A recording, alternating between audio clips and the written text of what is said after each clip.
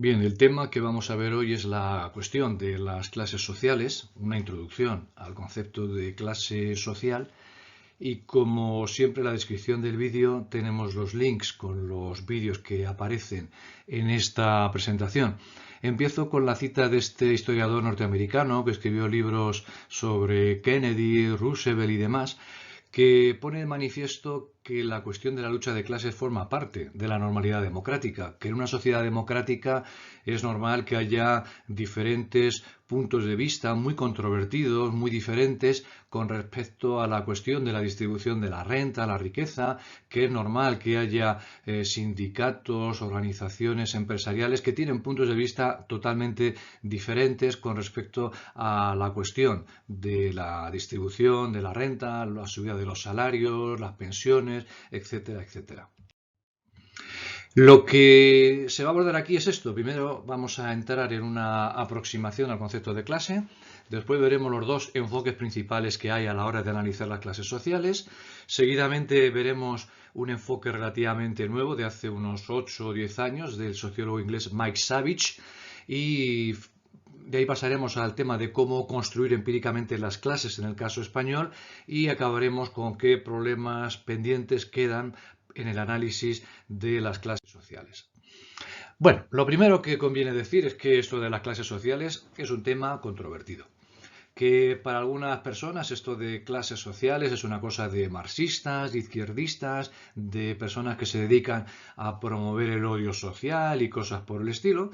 Sin embargo, como se ve ahí, también hay gente que son millonarios, como es el caso de Warren Buffett, que dice que efectivamente hay lucha de clases, ahí tenéis la cita, y que esta lucha de clases la va ganando su clase social. Warren Buffett forma parte de este grupo de millonarios que considera que se deberían elevar los impuestos a las personas más ricas. El término clase social no lo inventó Carlos Marx, como mucha gente piensa, sino que procede incluso de la antigua Roma. Ahí tenemos una cita de Atkinson, un tanto larga, donde se ve que ya en la antigua Roma se utilizó el término clase social. Incluso podríamos remitirnos a Platón cuando hablaba de la figura del filósofo rey, los soldados, el ejército, etcétera, etcétera. Pero el término procede sobre todo de la Escuela de Economía del siglo XVIII de la fisiocracia. Ahí tenéis un retrato de Quesnay, de François Quesnay, que es el principal teórico de la fisiocracia, que ya ahí hablaba de la posición que ocupa la gente en las relaciones de producción y de aquí es de donde Marx tomó el concepto de clase social. En una primera aproximación, se puede decir que el pertenecer a una clase social u otra se traduce en cuestiones como que se viva mejor o peor, se tenga mayor o menor nivel de renta, se viva en una casa u otra, se viva en un barrio u otro, se tengan unas amistades u otras, se tenga un estilo de vida u otro, etcétera, etcétera.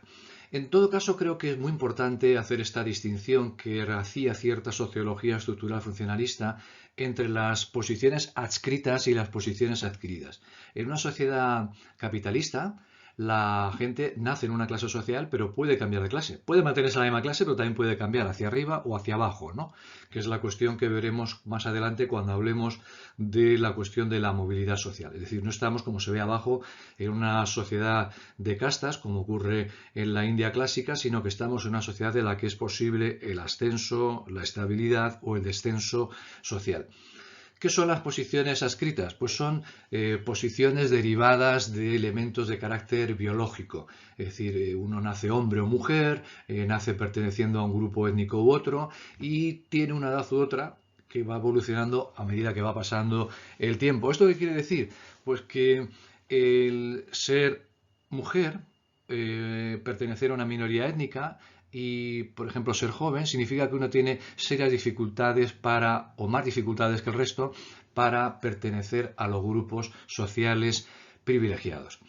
Se trata de posiciones en las que uno está encardinado y es muy difícil de cambiar. Es decir, es posible cambiar de género, de sexo, ¿no? Haciéndose una operación o cambiar de raza, pero como se puede ver por el ejemplo de Michael Jackson, no parece que eso sea muy aconsejable, ¿no? Creo que Michael Jackson era más atractivo cuando era negro que cuando se convirtió en esa cosa rara que aparece ahí, ¿no? Que parece un monstruo, ¿no? Tú ves a un tipo así por la noche en la calle y sales corriendo. Digamos que hay dos grandes maneras de interpretar las clases sociales. Una es la de los enfoques gradacionales y otra es la de los enfoques relacionales. El enfoque gradacional consiste en jerarquizar a la gente en función del grado en que tiene una determinada característica, que en el caso que nos compete se trata fundamentalmente de la renta o del estatus.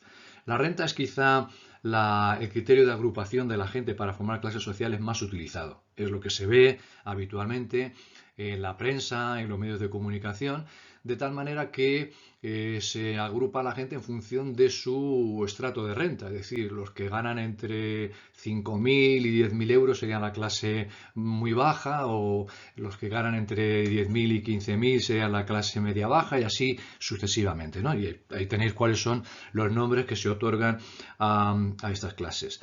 El enfoque que suele utilizar esta perspectiva gradacional es el marco teórico del estructural funcionalismo. En sociología, más que la renta, es más habitual remitirse al estatus.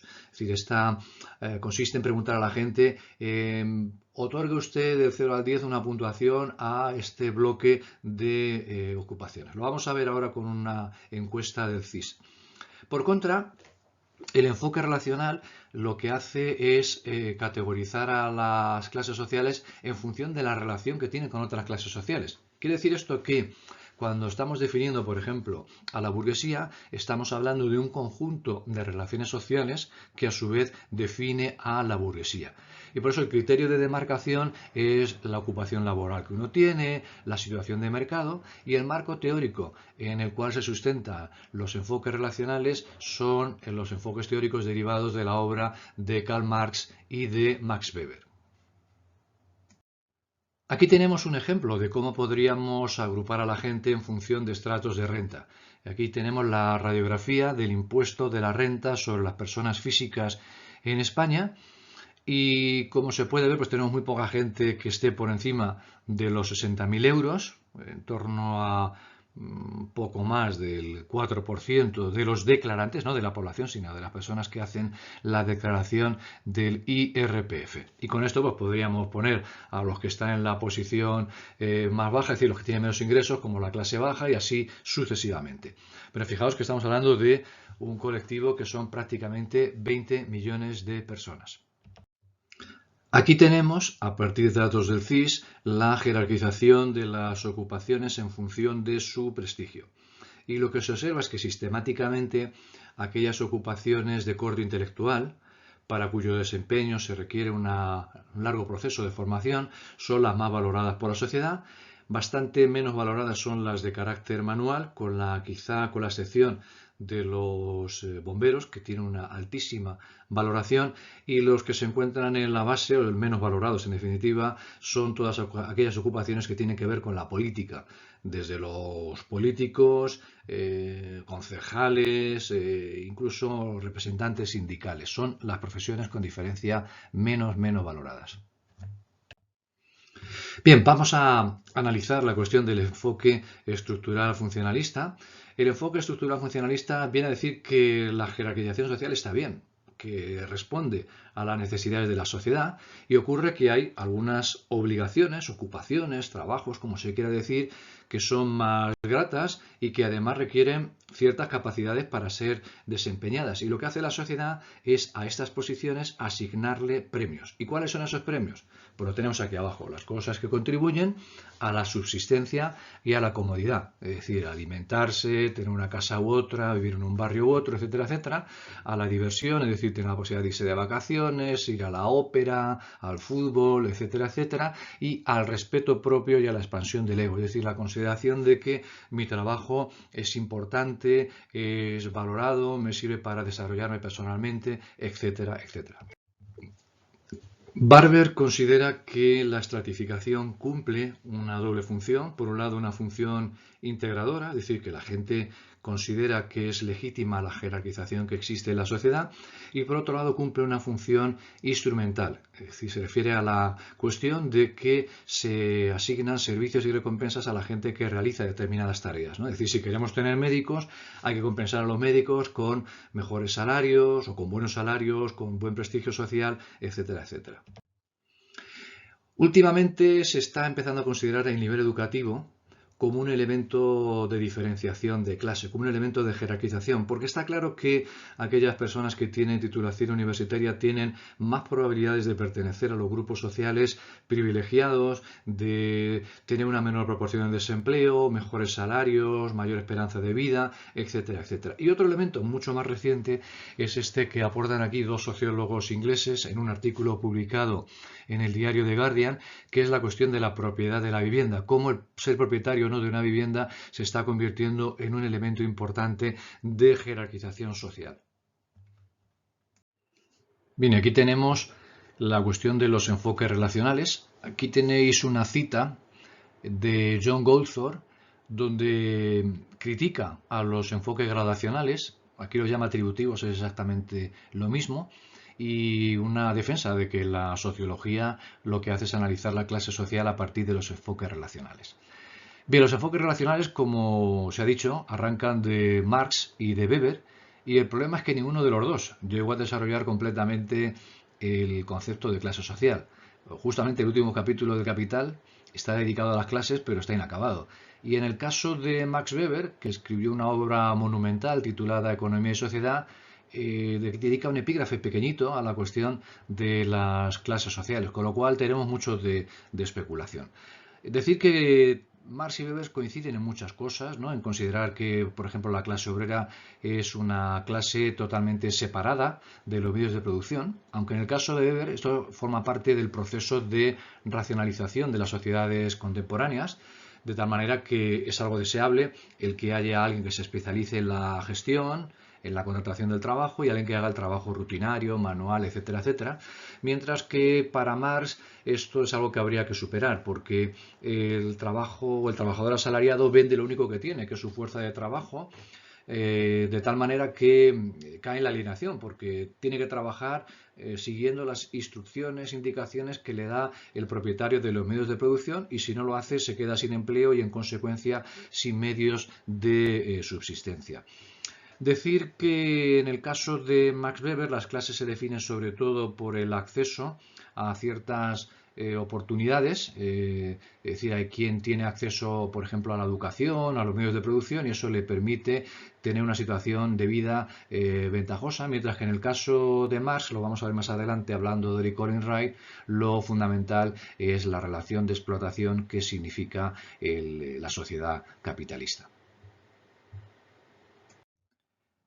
Pasamos ahora al principal autor neomarxista, que es Eric Olin Wright, y este autor establece que hay tres elementos, tres divisorias que permiten configurar las clases sociales. La primera divisoria es la propiedad o no propiedad de los medios de producción. Y a partir de ahí tenemos los propietarios por un lado y por otro lado los asalariados.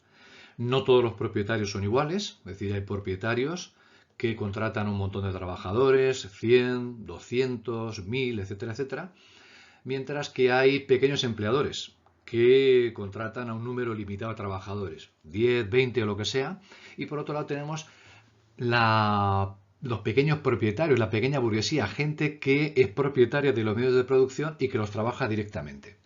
Sería, por ejemplo, el caso de un taxista, que es propietario de su taxi, de la licencia del taxi, del propietario de un bar, pero hay pequeños empleadores que tienen empleados, pero que a su vez ellos también trabajan como un trabajador más. Por eso pongo ahí el ejemplo de Cheers, esta famosa serie americana en la que su protagonista, Sam Malone, o Ted Danson, el nombre del actor, es alguien que está trabajando en la barra del bar, pero al mismo tiempo tiene un despacho desde el cual organiza el funcionamiento del bar, es decir, los pedidos, el trato con determinados clientes, etcétera, etcétera.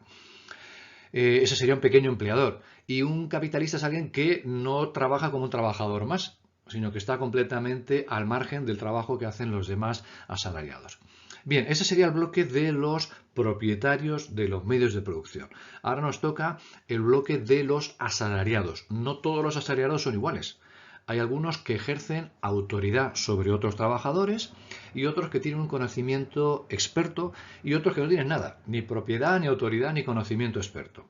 Esos serían los trabajadores o la clase obrera, como se quiera denominar. ¿Por qué la autoridad es importante? Pues es importante porque se trata del ejercicio de una dominación sobre los trabajadores, es decir, cómo se tiene que realizar el proceso productivo, cómo controlar si se hace el trabajo con la intensidad debida, si se llega a la hora marcada, etcétera, etcétera, y ocupan además quienes ejercen autoridad una posición estratégica, una posición claramente delegada por parte del propietario de los medios de producción. Con respecto al conocimiento experto, es significativo por dos cuestiones. Primero, porque es un conocimiento escaso. Es el caso, por ejemplo, de los graduados en matemáticas, que hoy en día las empresas se los rifan, porque la economía digital precisa conocimientos que tiene la gente que sale de las carreras de matemáticas. Y por otra parte es un trabajo de difícil supervisión, por eso pongo ahí la foto de un médico. Es decir, ¿quién tiene capacidad para determinar si un experto, si un profesional ha hecho bien o mal su trabajo? Por ejemplo, el caso de un médico. Un paciente puede fallecer en el quirófano y sin embargo no se sabe si eso es consecuencia de un fallo por parte del médico o de que el enfermo estaba muy mal y a poco había que hacer para salvarle la vida. Y finalmente, como he dicho anteriormente, tenemos la clase obrera, que sería la clase social, que carece de propiedad, carece de autoridad y carece de conocimiento. Todo esto lo vamos a ver con más detenimiento en temas posteriores. Y a partir de lo visto ahora, hasta ahora, tenemos la estructura de posiciones de clase del esquema de Eric Olin Wright, ¿no? En la primera columna de la izquierda tenemos la burguesía o los capitalistas, los pequeños empresarios y la pequeña burguesía. Y después tenemos el control de los bienes de organización en la parte derecha y bienes de cualificación en la parte inferior, ¿no? Hay quien tiene muchos de bienes de organización y muchos de bienes de cualificación, que serían los directivos expertos. Y en el extremo opuesto, es decir, con prácticamente nada de bienes de cualificación ni nada de bienes de organización, estaría el proletariado o los obreros semititulados, ¿no? Para Eric Olin Wright, la cuestión de la explotación es clave, porque las relaciones entre clases sociales son relaciones derivadas de la explotación. Para que haya explotación tienen que darse esas tres condiciones que tenemos ahí. Que el bienestar material de un grupo depende causalmente de la privación material de otro, es decir, que unos viven bien a costas de otros. La exclusión de los explotados del acceso a ciertos recursos productivos. En este caso, la propiedad de los medios de producción, la titulación educativa, etcétera, etcétera. Y finalmente esto da lugar a la apropiación de los frutos del trabajo de los explotados por parte de los propietarios de los medios de producción. En el esquema anterior, los capitalistas serían explotadores, los profesionales directivos o bien estarían menos explotados o estarían directamente en el lado de los explotadores. Ahí tenéis un vídeo del cual recomiendo ver los minutos que van entre el 2 y el 7, donde se explica esta cuestión. Y a partir de este esquema de la explotación, Eric Olin Wright sugiere esta dinámica de la evolución histórica. Es decir, tenemos el feudalismo, el capitalismo, el socialismo burocrático de Estado, o el socialismo realmente existente, y el socialismo que aún no existe, que sería una utopía pendiente de realizar. Bien, en el feudalismo, el principal activo que está desigualmente distribuido es la fuerza de trabajo. Es decir, que lo que sucede es que el campesino tiene que trabajar gratuitamente la tierra del señor durante ciertas horas o durante un cierto número de horas a cambio de la supuesta protección que suministra el señor feudal, ¿no? Casi esto es una relación mafiosa. Las clases que existen son los señores y los vasallos. Y la tarea central de la transformación revolucionaria sería conseguir la libertad individual. En el caso del capitalismo, el principal activo distribuido desigualmente son los medios de producción y el mecanismo de explotación son los intercambios mercantiles de fuerza de trabajo y de mercancías, y las clases principales son los capitalistas y los trabajadores. Y la tarea central de la transformación revolucionaria sería socializar los medios de producción, ¿no? Un poco lo que hizo la Revolución Soviética.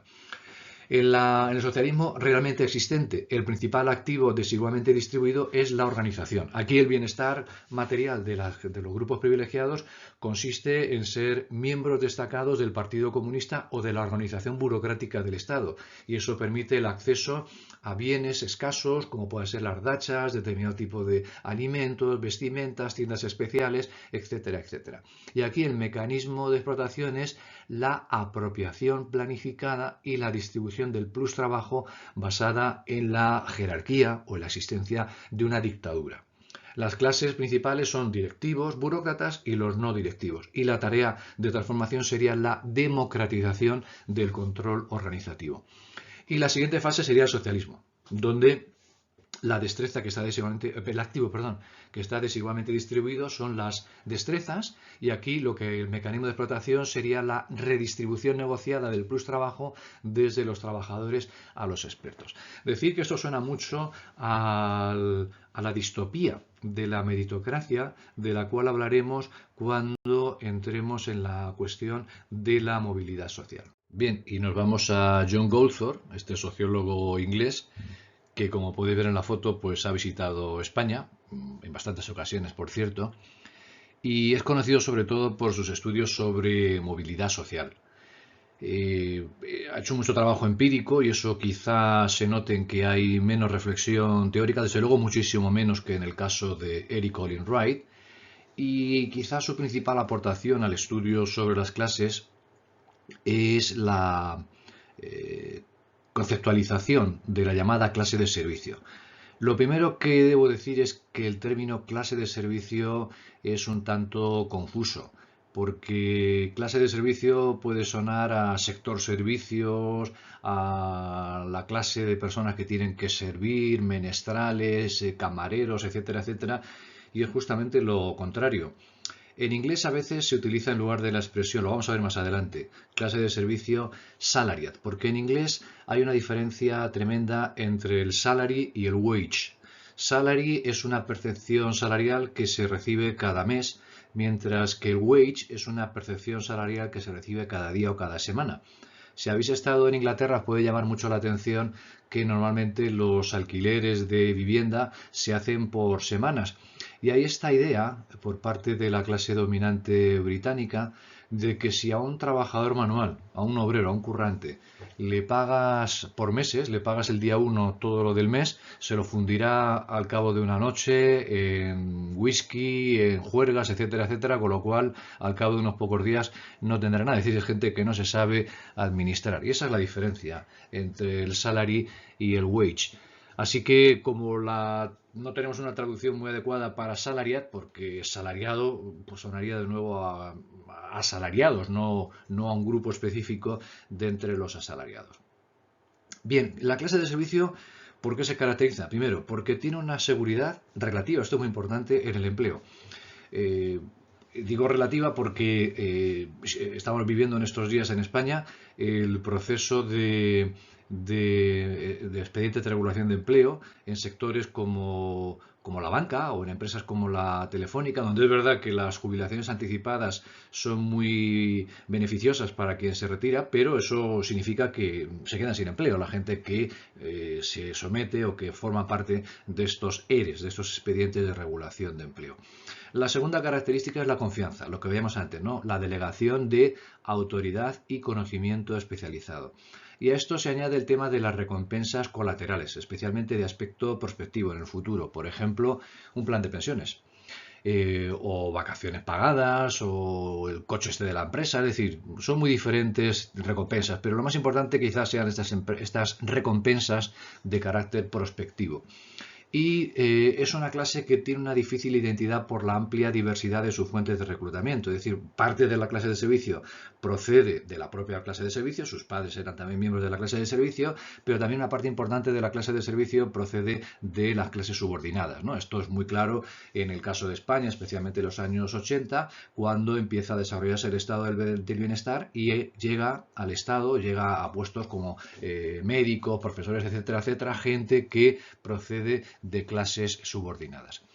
Bien, la clase de servicio tiene una relación de servicio. Es un poco redundante, ahora vamos a ver en qué consiste, y el resto de los asalariados tiene un contrato de trabajo, ¿no? La relación de servicio es esto, ¿no? De la seguridad, la confianza, etcétera, etcétera. Y el contrato de trabajo es que te contratan para hacer lo que tienes que hacer y punto, para obedecer las normas que tienes en tu centro de trabajo. Y aquí tenemos cómo categoriza las clases sociales el esquema de Goldberg. Por un lado tendríamos la clase de servicio, que tendríamos profesionales superiores, directivos de grandes empresas, profesionales de nivel medio, supervisores de empleados, etcétera, etcétera. Las clases intermedias tendrían, pues esto, empleados no manuales, trabajadores de servicios personales, pequeños propietarios, es decir, que meten las clases intermedias a grupos asalariados y a propietarios de los medios de producción. Y finalmente, los trabajadores, la clase obrera se diferenciaría entre trabajadores manuales cualificados, semicualificados y no cualificados y trabajadores agrarios. Y aquí tenemos el tipo de regulación de empleo que tienen los grupos ocupacionales de la clasificación socioeconómica europea. Ahí tendríamos, por un lado, los grandes empleadores, ocupaciones profesionales, etcétera, etcétera. Y ahí tenemos de nuevo la expresión esta que decía antes, salariat, que tienen una relación de servicio. En el caso del segundo grupo, tiene una relación de servicio modificada. Las ocupaciones intermedias es una miscelánea, una mezcla de relación de servicio y de contrato de trabajo. Los empleadores no es aplicable, puesto que son ellos los que regulan su propio proceso de trabajo, y a continuación pues tenemos ocupaciones en las que lo que prepondera es un contrato de trabajo. Bien, y pasamos al siguiente punto, que es la categorización de las clases sociales en Mike Savage. ¿No? Difícil pronunciar, ¿no? Suena Savage, pero se pronuncia Savage. Y aquí tenéis un vídeo en el cual entre el minuto 11 y el 18 explica su concepción de las clases sociales.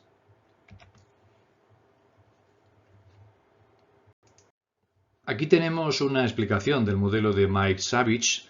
Mike Savage publicó un libro titulado Clase social en el siglo XXI, no está traducido. Yo recomendaría, si acaso, leer este artículo donde Mike Savage con su equipo explica en 20 páginas su estudio y su conceptualización de las clases sociales.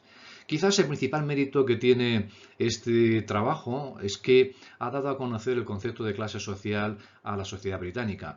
De hecho, hubo una macroencuesta a través de la página web de la BBC en la que participaron 160.000 personas. En todo caso, esto no es muy importante porque no es una muestra representativa. Primero porque la gente que hizo la encuesta fue gente que voluntariamente se apuntó a hacerla, por la razón que fuese. Y por otra parte, la gente que escucha o que ve la BBC no es el típico británico. Digamos que la BBC, aunque no es estrictamente una emisora elitista, es mucho más, o es un tipo de emisora escuchada o vista por gente que tiene un nivel educativo más alto que el resto de los canales televisivos o canales de radio.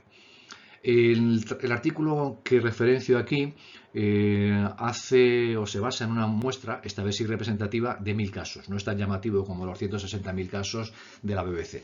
Bueno, aquí tenéis los resultados en esta representación gráfica del resultado que uno obtiene cuando se pone a hacer la encuesta de la BBC. Debo decir que la han quitado de la página web, con lo cual no podemos o no se puede hacer el ejercicio de ver a qué clase social yo pertenezco. Bueno, voy a explicar cómo se llega ahí.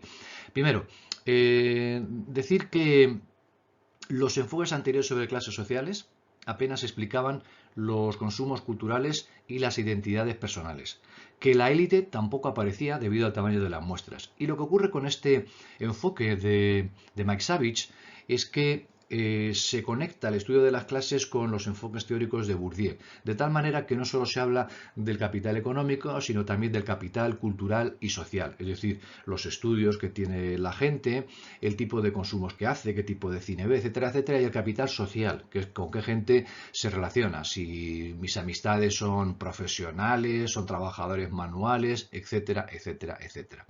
Y aquí tenemos abajo explicado cómo se mide esto de la cultura culta, ¿no? Ahí lo tenéis explicitado.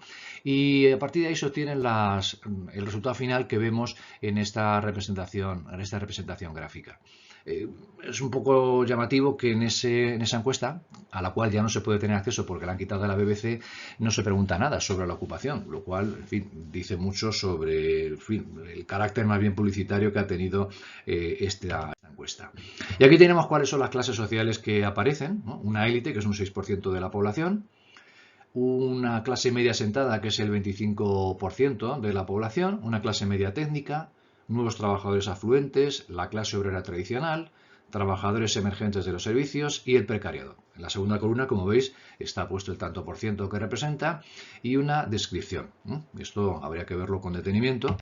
Y aquí tenemos una explicación que apareció en el periódico conservador El Confidencial sobre la propuesta de Mike Savage. Es una lectura altamente recomendable porque vais a tener ahí una explicación detallada y breve al mismo tiempo sobre estas 7 clases sociales.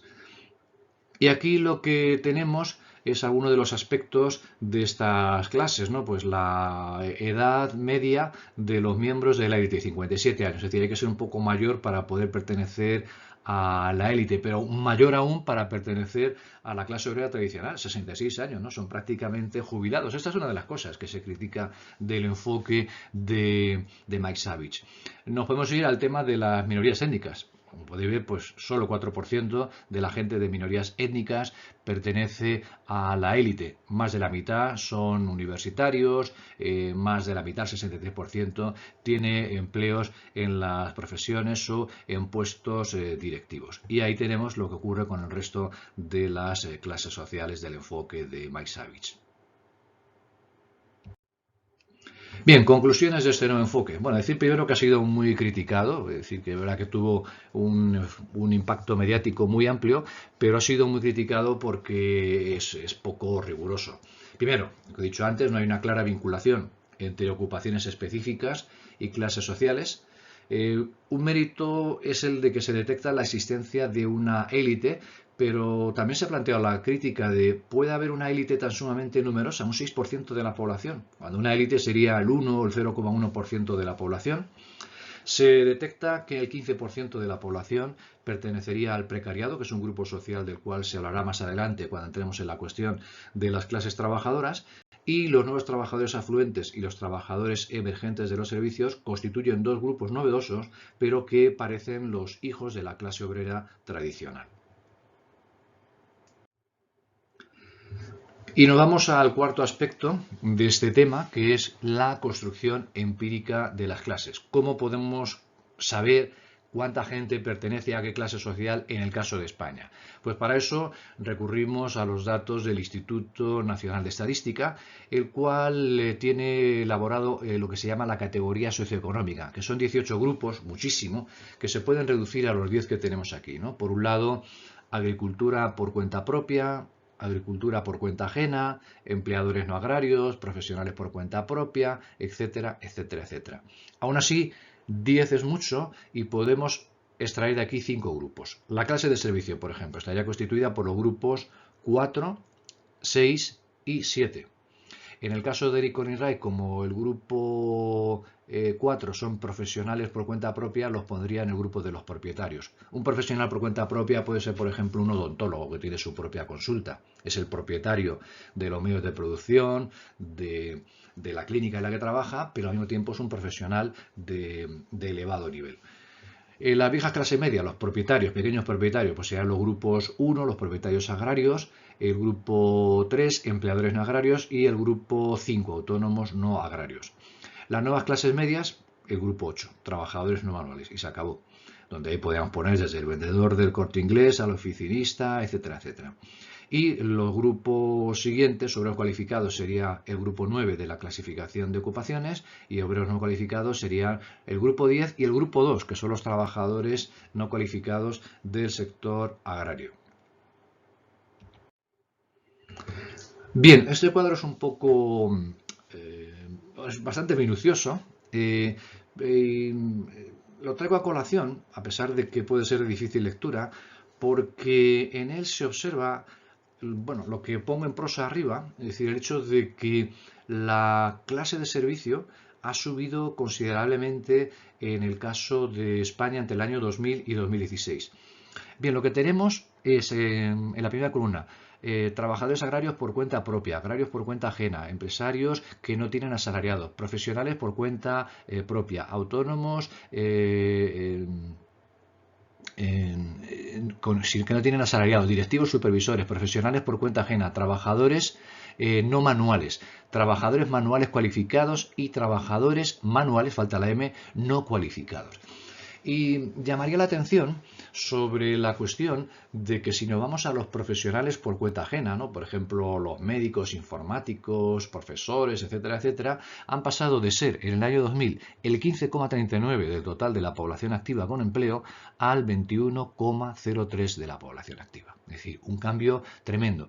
Y lo que se observa también es que ha disminuido el porcentaje de trabajadores manuales cualificados, ¿no? Que ha pasado del 22,34 al 15,28 y se ha incrementado el porcentaje de trabajadores manuales no cualificados, con lo cual se podría pensar en la tesis de una cierta polarización de las cualificaciones entre los asalariados en el caso de España. Bien. Esto que vemos aquí es cómo elabora el estatus socioeconómico del CIS. Se parece bastante a lo que hemos visto anteriormente de la clasificación socioeconómica. Tenemos por un lado la clase alta y media alta, y ahí tenemos la explicación de cuáles son los grupos que constituyen esa clase alta y media alta, ¿no? Profesionales y técnicos, directivos, cuadros medios, etcétera, etcétera. Las nuevas clases medias, asalariados no manuales, viejas clases medias, los propietarios, obreros cualificados, manuales cualificados y obreros no cualificados. Creo que es importante que se vea aquí, que no sé muy bien por qué motivo, en esta encuesta del CIS y en varias de ellas ocurre que no se detecta esa disminución de los obreros no cualificados con respecto a los cualificados. Aquí son el 27,9 los obreros cualificados frente al 12,3 de los obreros no cualificados. Y aquí tenemos cómo en algunos estudios o barómetros del CIS se puede elaborar la clase social. Esto que vemos aquí es alguna de las preguntas que se hicieron en el preelectoral de las autonómicas de la Comunidad de Madrid de mayo de 2021, y con la pregunta que tenemos abajo, la C11, podemos separar por un lado a los asalariados de los propietarios de los medios de producción, ¿no? Ahí tenemos las dos primeras categorías, asalariado fijo, asalariado eventual, y más abajo tenemos empresario profesional con o sin asalariados, ayuda familiar, que puede ser por la mujer que conduce el taxi del marido, o al contrario, ¿no? Pero normalmente es el marido el que tiene el taxi, miembro de una cooperativa.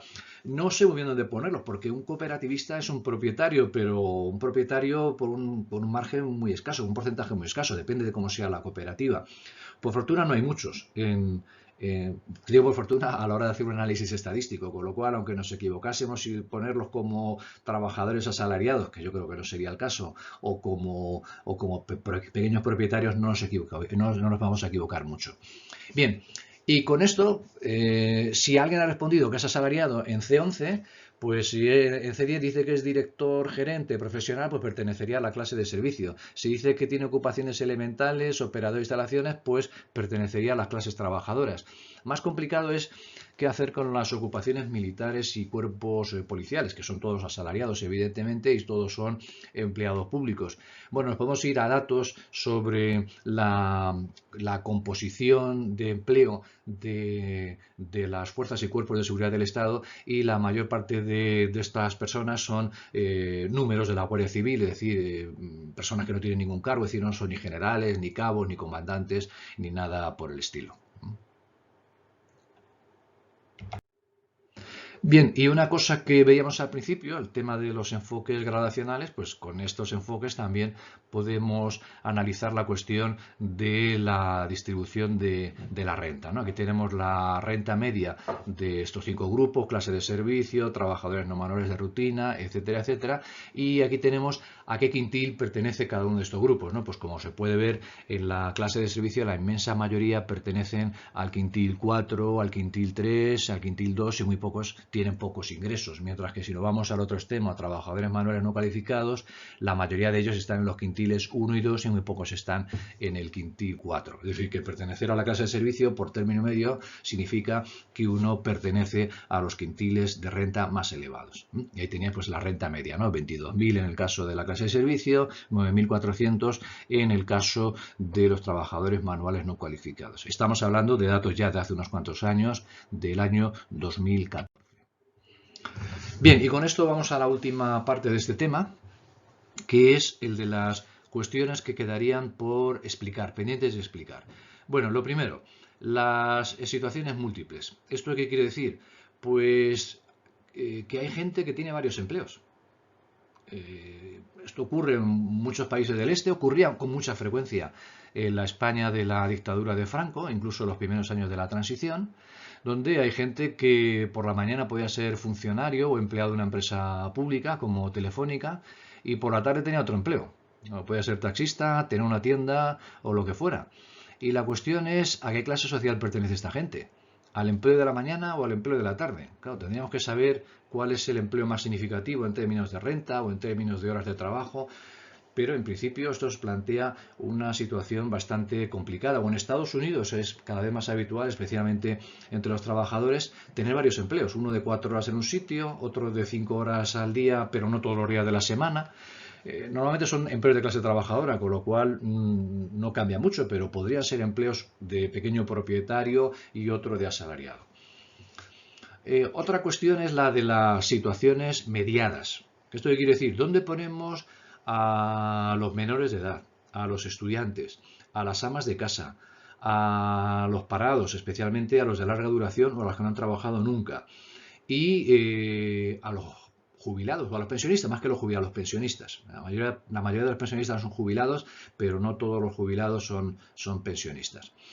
Bueno, en el caso de los menores de edad, de las amas de casa y de los estudiantes, creo que no habría ningún problema en considerar que pertenecen a la clase social del sustentador principal del hogar, siempre y cuando esté claro cuál sea el sustentador principal del hogar, porque pueden trabajar ambos cónyuges, el papá y la mamá, pongamos por caso, y pueden ganar lo mismo y tener distintos empleos, ¿no?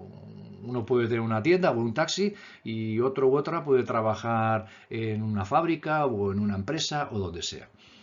En el caso de los pensionistas, en principio se podría atribuir la posición de clase que se corresponde con el empleo que ocuparon antes de convertirse en pensionistas. La mayor parte de los pensionistas han trabajado antes. Son pocos los que no han trabajado y perciben, yo que sé, una pensión como consecuencia de orfandad, pongamos por caso, ¿no? Es decir, alguien que no ha trabajado nunca. Y nos quedaría el tema de los parados. Con los parados se puede hacer lo mismo, es decir, ponerle la clase poner la clase que corresponde a la ocupación que tuvo cuando estaba trabajando, pero claro, tenemos parados de muy larga duración, que llevan más de 2 años sin trabajar. ¿Dónde los pondríamos? Claro, en el caso de los parados y en el caso de los pensionistas, digamos que su empleador es la administración pública. Es decir, que mi retribución mensual depende de políticas públicas, ¿no? Por eso los pensionistas se movilizan cada 2 por 3 cuando hay un anuncio de que se van a bajar las pensiones o que se van a indexar con tal índice o tal otro, es decir, que su empleador, entre comillas, es el Estado. Bien, como conclusiones de todo esto, primero, lo que hemos visto al comienzo, la polisemia del concepto de clase, es decir, que la mayor parte de la gente diría que la clase social es agrupar a la gente, el resultado de agrupar a la gente en función de la renta que tenga. Es decir, si cobras tanto, pues perteneces a la clase alta, y si cobras un no sé cuánto, mucho menos, pues perteneces a la clase baja, y se acabó. Yo creo que aquí la clave es diferenciar entre los enfoques gradacionales y los relacionales. Hay que decir que los enfoques gradacionales no son solo típicos de la sociología estructural funcionalista, sino también de cierta sociología actual. Que quizás un mérito que vamos a atribuir al enfoque de Mike Savage es que va más allá de la ocupación. Es decir, que mezcla el capital económico con el capital cultural y el capital social, y quizás esta es una beta que habría que trabajar con más detenimiento. Lo vamos a ver en otro tema cuando hablemos de la cuestión de los estilos de vida. Y finalmente se ha presentado aquí el cómo construir empíricamente las clases sociales a partir de los datos del INE y a partir de los datos del CIS. Y finalmente, no lo he puesto aquí, está la cuestión de qué temas todavía no es capaz de analizar o de resolver el análisis de clases sociales. Muy bien, pues con esto termino la explicación. Bueno, y para acabar, aquí tenemos la bibliografía, la primera página, y aquí tenemos la segunda página.